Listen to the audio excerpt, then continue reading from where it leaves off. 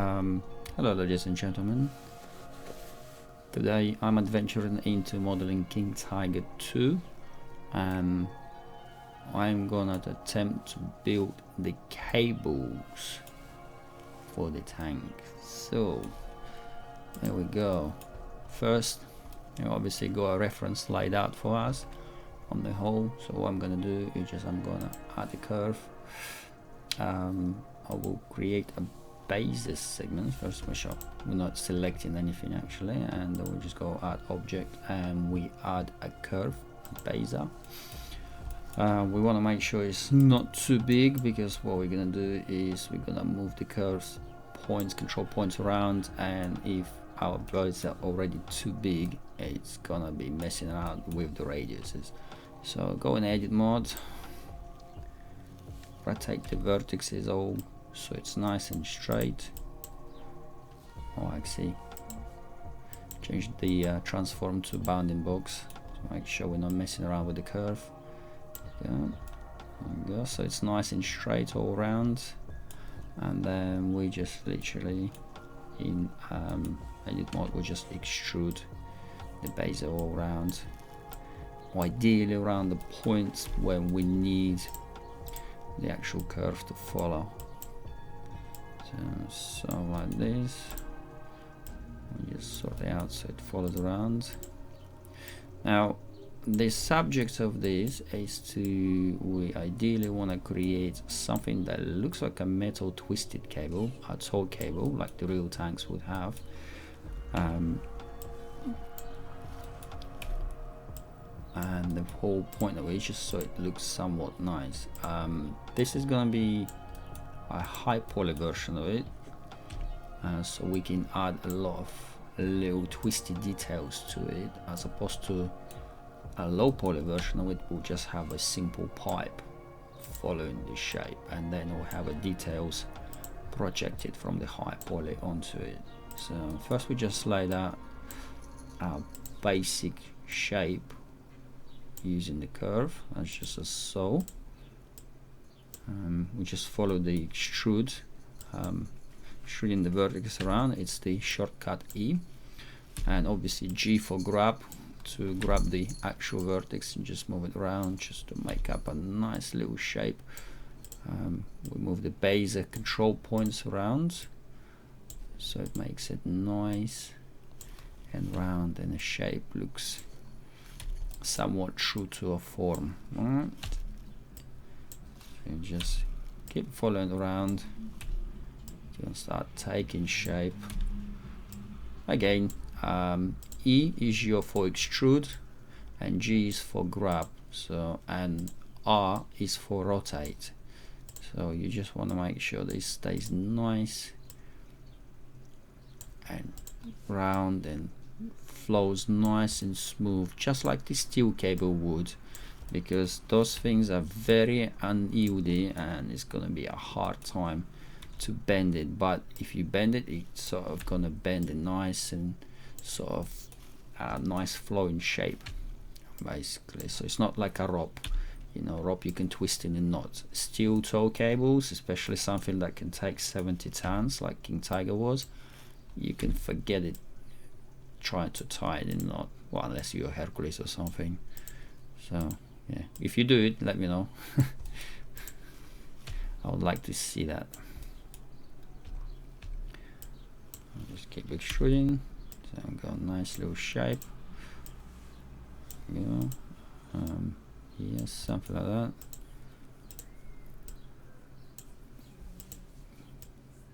Beautiful. And obviously we use control points to twist it in the right position. Again, extrude one more, I think, and one more for good measure. Okay. We can also scale it to reduce the radius of the baser.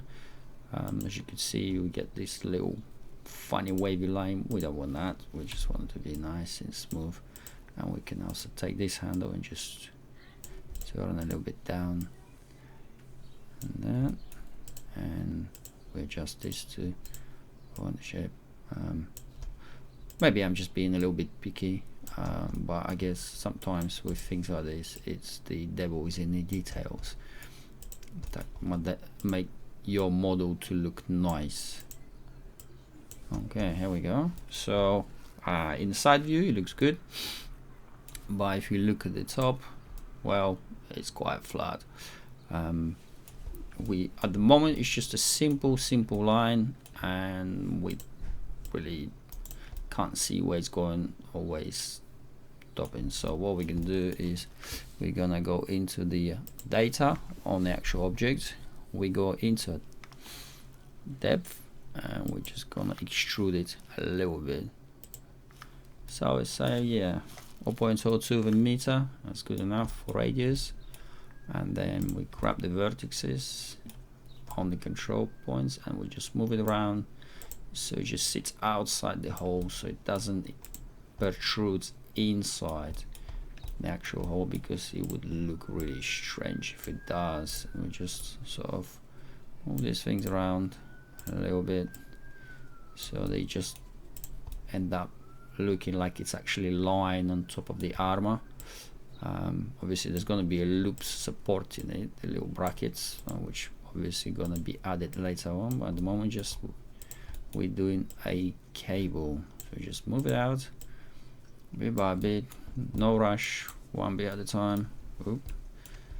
Poking in the geometry. Let's zoom it in.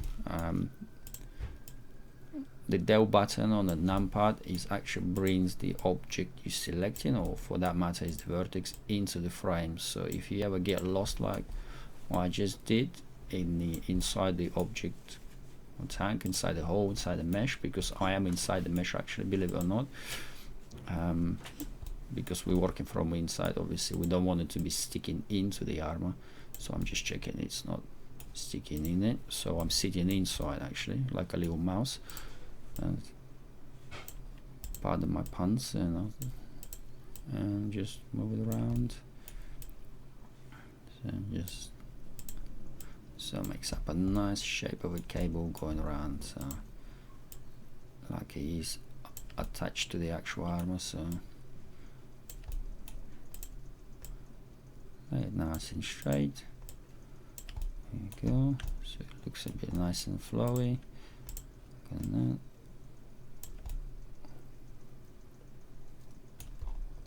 Pop it inside. Let's have a look what's going on here. I mean, if it does pops a little bit inside the geometry, I suppose it's going to be the end of the world. So if it's tiny little bit, you're not going to notice it. Yeah. Especially if it's in the game, it's not really going to be making massive change. But it's still like, you know, the little OCD in me will say, nope, it's still poking in. So let's carry on making this a perfection, shall I say. Okay, there you go.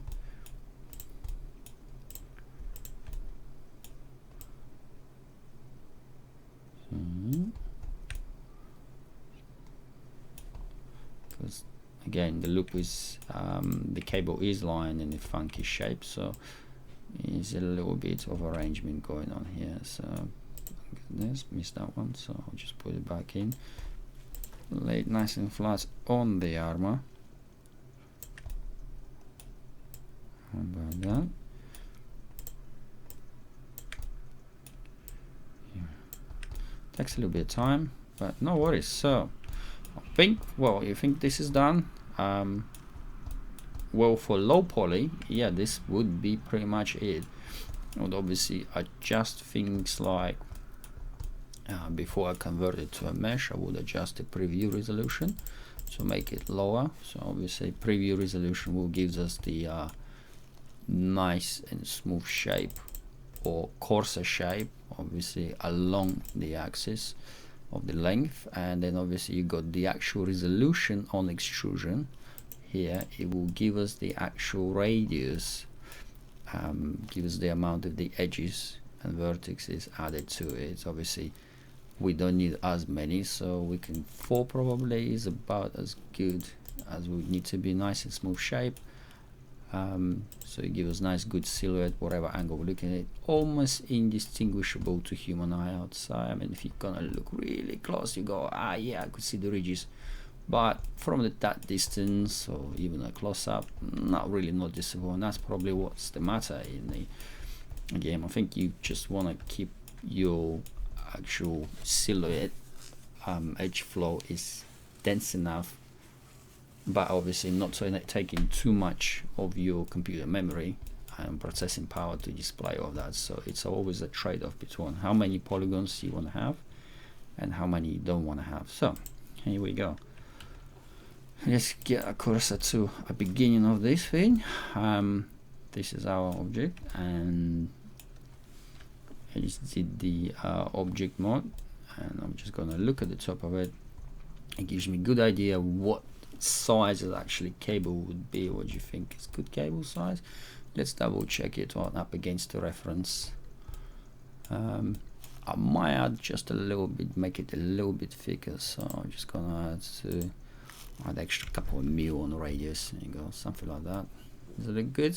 Yeah, I think that's, I'll say, I mean, there will be opportunity to change this later on anyway, but I'll keep it at this for the time being. Okay, so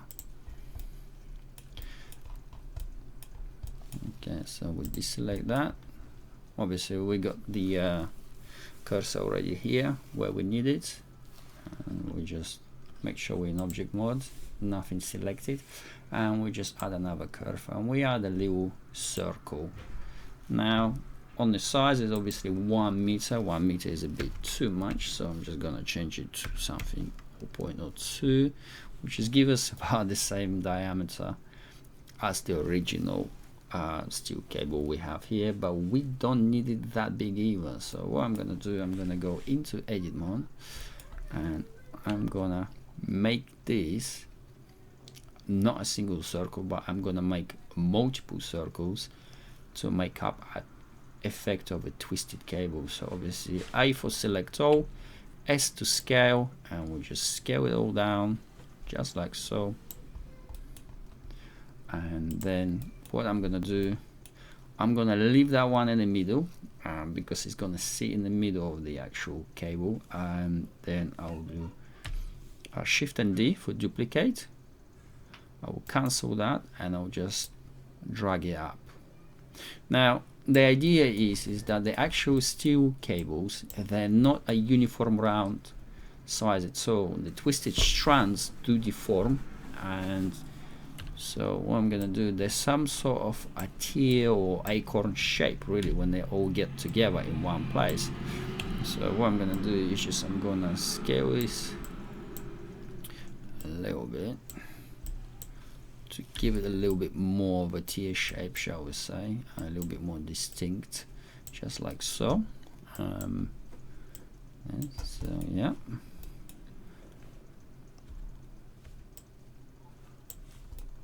Okay, what I'm gonna do is I'm gonna shift and duplicate, and I'm gonna rotate, but I'm gonna use a 3D cursor to rotate it around. And so here I am, I've duplicated, and now I'm rotating it around the cursor. Cursor is the middle of the rotation. It's very good in this sense.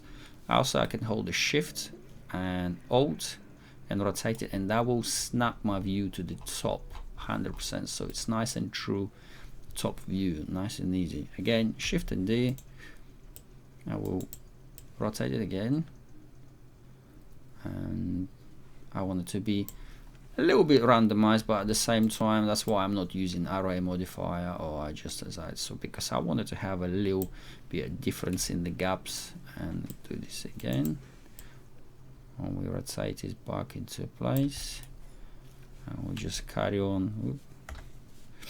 Shift and D again, and just carry on rotating it until we fill up nice in gaps. Again, Shift D is for duplicate, R for rotate, and obviously S for scale, and G for grab, which is moving about. Yeah, so okay, and here we go, the side right. Yeah, look at that.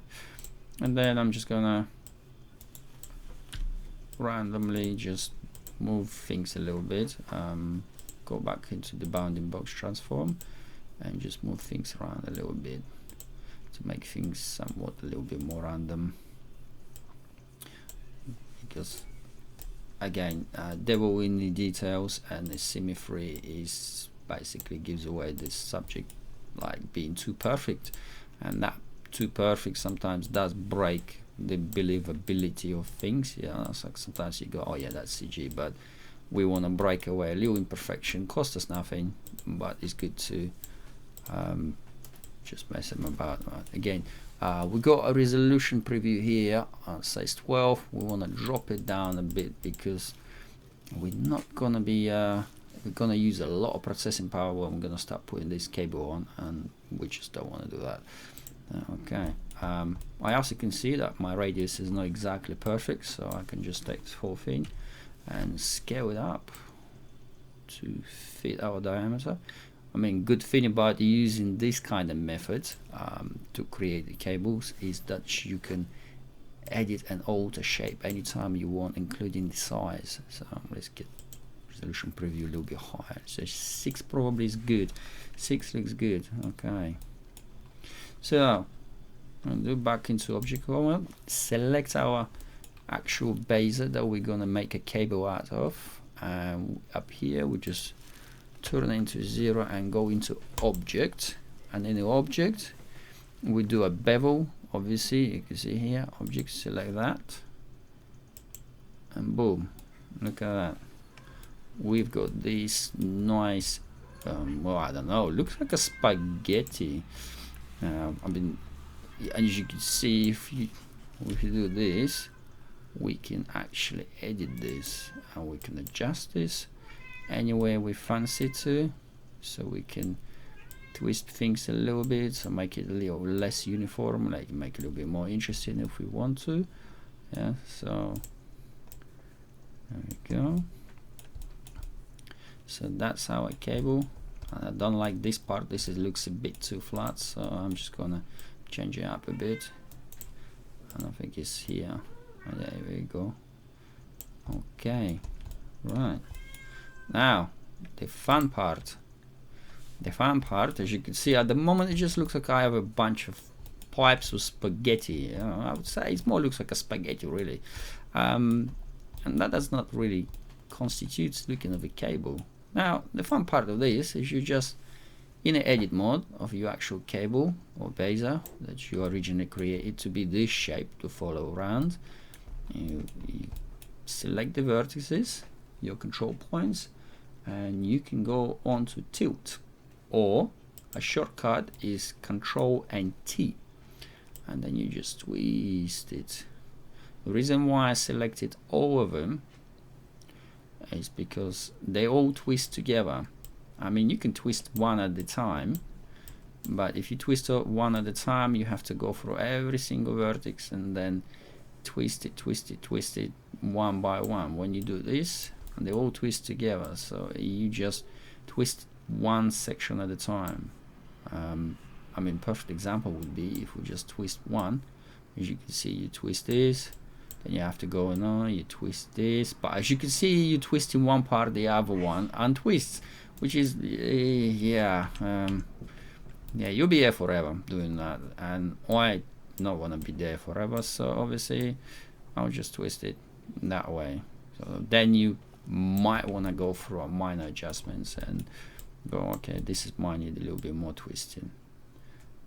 Okay, we want to make sure that twisting going on a little bit more uniform, so it looks nice and straight. Like basically you want to see the equal twist throughout the whole cable as close as possible. But again, you know, this is a game, and so doing this, you're enjoying the part where we can come on. Here we go, and just bit by bit you go around. You just gotta remember what the sensor of the actual control is, so you can rotate around it, because if you forget about it, you will see what I'm doing is just plainly going around in circles. So see where that little line going to, just go twist around it with the mouse, so you get that. And yeah, bit by bit you are twisted in the place.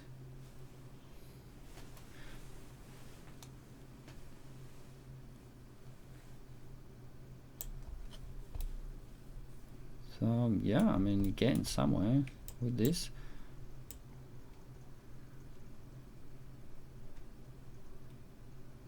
Okay, quite a bit of it is just, yeah, a little bit of repetition. Welcome to Blender modeling. Again, there's other ways of doing it, but you'd be doing it with the geometry, and obviously slightly different, adding more modifiers. This is, I find, probably the one of the most efficient way of doing this. I'm not going to say it's the quickest, but nonetheless it's probably one of the least destructive way of doing it. And I also found it does not use as much of my computer resources. Alright, so we're getting to an end of it.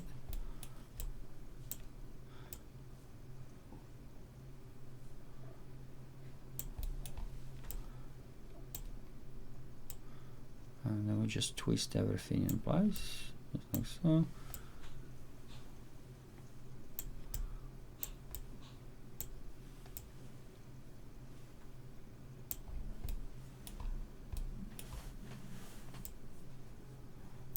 Okay, and then the last bit, just twist that.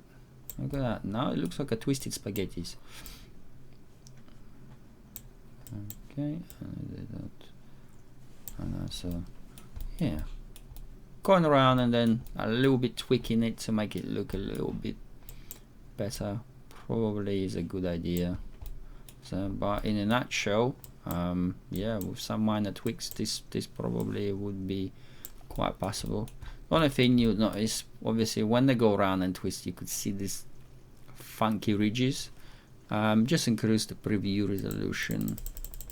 So I usually go about 24, 26. Worst case scenario, if you got really nice and tight cables going around, you might want to go to like 36. But other than that, it looks not too shabby, I shall say. For high poly, we can get away with that. Well, and yeah, you gotta watch out for this little, sometimes you get little kinks, so you want to keep up with the actual twisting. You want to keep it somewhat uniform, keep an eye on that. That's basically it. Alright, well, I hope you enjoyed this, and good luck making your cables for your Tiger tanks. Thank you very much.